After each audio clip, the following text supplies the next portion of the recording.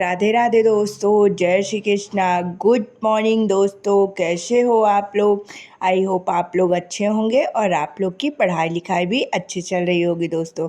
तो अभी मैंने नहा धोकर पूजा पाठ कर लिया था। आज मैं सुबह थोड़ा जल्दी उठ गई थी तो जल्दी से मेरा पूजा पाठ हो गया था। अब मम्मा मेरी स्कूल जाने लगी है ना, तो सुबह मुझे खाना भी बनाना रहता है। तो फिर मैंने उसके बाद रोटी सब्जी भी बनाई और फिर तैयार होने लगी थी लाइब्रेरी के लिए। कोशिश करती हूँ दोस्तों कि सुबह लाइब्रेरी के लिए भी लेट ना हो जाऊँ, क्योंकि अब एग्ज़ाम बहुत पास आ चुका है। सिर्फ 1 महीने हम लोग के लिए पास हैं और ये एग्ज़ाम हमें अपना लास्ट एग्ज़ाम मान के स्टडी करना है इस तरह की कि ये हमारा लास्ट एग्ज़ाम होना चाहिए। इसमें हमें फाइनल सिलेक्शन लेना है दोस्तों, क्योंकि 2025 में अगर हमें सरकारी नौकरी चाहिए तो ये एग्ज़ाम हमें एनटीपीसी का अंडर ग्रेजुएट का CBT 1 एग्ज़ाम को हमें लास्ट टारगेट बनाना है कि इसके बाद हम इसका CBT 2 ही देंगे।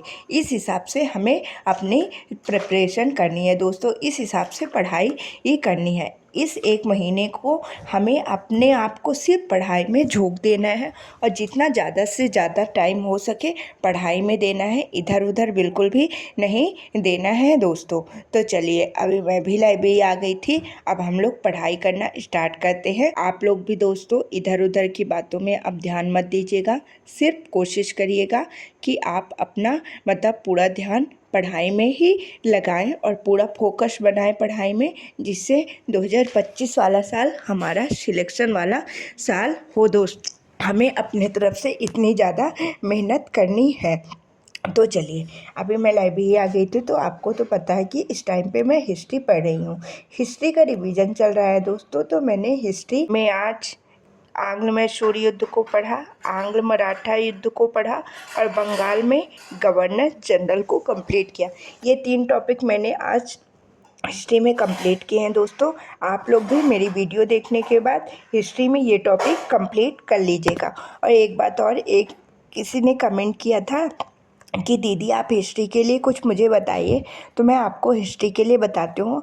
मैं आपको यही मानती हूँ कि आपने एक बार हिस्ट्री का पूरा सिलेबस कंप्लीट कर चुका होगा दोस्तों। अगर आपने अभी तक हिस्ट्री की नोट्स प्रिपेयर नहीं की है तो आप लूसेंट उठाएंगे। लूसेंट मतलब जितना लूसेंट में हिस्ट्री है उस हिसाब से ही हमारे एग्ज़ाम में भी पूछा जाता है दोस्तों। और लूसेंट की हिस्ट्री से टॉपिक बाई टॉपिक जैसे मैं आप लोगों से शेयर करती जाती हूँ कि ये टॉपिक मेरा आज कंप्लीट हो चुका है, तो आप लोग भी कोशिश करिए कि मेरे साथ अपना टॉपिक वाइज टॉपिक कंप्लीट करते जाइए दोस्तों। अगर आप लोग मेरे साथ स्टडी करते हैं तो, अगर आप लोग मेरे साथ स्टडी नहीं करते हैं तो फिर भी लूसेंट में जितने भी हिस्ट्री के टॉपिक हैं, जैसे सबसे पहले आप आधुनिक इतिहास से स्टार्ट करिए। आधुनिक इतिहास पढ़िए, फिर उसके बाद मध्यकालीन इतिहास पढ़िए और फिर प्राचीन इतिहास पढ़िए दोस्तों। और मैंने हिस्ट्री के लिए अगर वीडियोज़ के माध्यम से आपको पढ़ना है, आप मतलब इस 1 महीने में आप कवर कर सकते हैं। वीडियो के माध्यम से भी आपके पास टाइम है तो आप यूट्यूब में नवीन सर से पढ़ सकते हैं दोस्तों। सर ने मतलब मध्यकालीन इतिहास और आधुनिक इतिहास कंप्लीट करा दिया है यूट्यूब में। अभी प्राचीन इतिहास को नहीं पढ़ाया है, तो आप लोग प्राचीन इतिहास भी मतलब अगर नोट्स है तो तब तो ठीक है, नहीं तो लूसेंट के माध्यम से कर लीजिएगा। और आधुनिक इतिहास और मध्यकालीन इतिहास यूट्यूब से कर लीजिए दोस्तों, अगर अभी तक आप लोगों ने नहीं किया है। मैंने ऐसा ही मैंने मतलब एक बार पहले से बेसिक पूरा हिस्ट्री पढ़ा था, उसके बाद जब सर ने स्टार्ट की क्लासेस तो मैं डेली क्लासेस से जुड़ गई सर के। तो मेरी मतलब आधुनिक इतिहास मध्यकालीन इतिहास सर से कंप्लीट है और प्राचीन इतिहास की भी मैंने नोट्स प्रिपेयर की है। तो अभी मैं एग्ज़ाम के लिए उससे रिवीजन कर लूँगी और फिर जब सर बाद में पढ़ाएंगे तो सर से भी एक बार सारी चीज़ें अच्छे से कंप्लीट कर लूँगी दोस्तों। और जैसे मैं रिवीजन करती जाती हूँ वो तो टॉपिक आप लोगों से शेयर करती ही जाती हूँ, उसी हिसाब से आप भी कोशिश करिए कि अपना रिवीजन कर लीजिए दोस्तों। जैसे एग्ज़ाम से पहले हम मतलब सारी चीज़ों को अच्छे से प्रॉपर तरीके से रिवीजन कर ले। और फिर जब मेरा हिस्ट्री वाला पोर्शन कंप्लीट हो गया था दोस्तों, तो मैंने आर्टिकल पढ़े। आर्टिकल मैंने आज 171 तक कंप्लीट कर लिया है। मैं धीरे धीरे पहले आर्टिकल सारे कंप्लीट करूँगी, उसके बाद जितने भी संविधान संशोधन संशोधन है, एक एक मतलब जैसे मैंने उठा लिया 42वां संविधान संशोधन के माध्यम से क्या क्या चीज़ें हुई उस हिसाब से, मतलब मुझे पॉलिटी का रिवीजन करने में टाइम भी अलग से नहीं देना पड़ेगा और साथ ही साथ मेरी पॉलिटी भी रिवीजन हो जाएगी। और जब मेरा पॉलिटी रिवीजन हो जाएगा दोस्तों तो इकट्ठा मुझे बर्डन नहीं पड़ेगा, क्योंकि जो चीज़ें अगर हम एक में कोई चीज़ें हम अच्छे से भी याद कर चुके हैं लेकिन अगर उसको 1 महीने के लिए ब्रेक पे छोड़ देंगे तो वो चीज़ें हमारी सारी भूल जाती है दोस्तों। ये सभी के साथ होता है, ये मतलब आम बात है। अगर हम उसको कंटिन्यू लिए रहेंगे ना अपने साथ साथ तो वो चीज़ें हमारी भूलेंगी नहीं। इसीलिए मैंने हिस्ट्री के साथ पॉलिटी भी साथ साथ कंटिन्यू कर ली है कि मतलब एक बार अभी मैंने पढ़ा था तो अभी साथ साथ कंटिन्यू कर दिया तो चीज़ें मुझे भूलेंगी नहीं। शाम को स्टैटिक जीके मैंने आपको बताया, वहाँ से मैंने स्ट्रेटेजी के भी परसों से कंटिन्यू कर दिया है दोस्तों।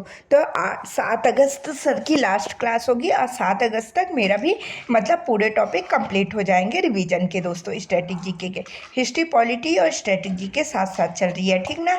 और जहाँ हिस्ट्री हुई इसके जगह में हम साइंस स्टार्ट कर लेंगे और मतलब साइंस, जियोग्राफी और इकोनॉमिक्स 3 सब्जेक्ट और बचेंगे। तो ये जहाँ 2 सब्जेक्ट हुए हिस्ट्री और पॉलिटी, इसी के जगह में हम स्टार्ट कर लेंगे दोस्तों। मतलब लगभग 15 दिन में ये सारी चीज़ें कंप्लीट हो जाएंगी और 15 दिन में वो भी कंप्लीट हो जाएगा। 1 महीने में लगभग हमारा पूरा सिलेबस कवर हो जाएगा दोस्तों। आप लोग भी मेरे साथ ऐसा ही कर सकते हैं दोस्तों।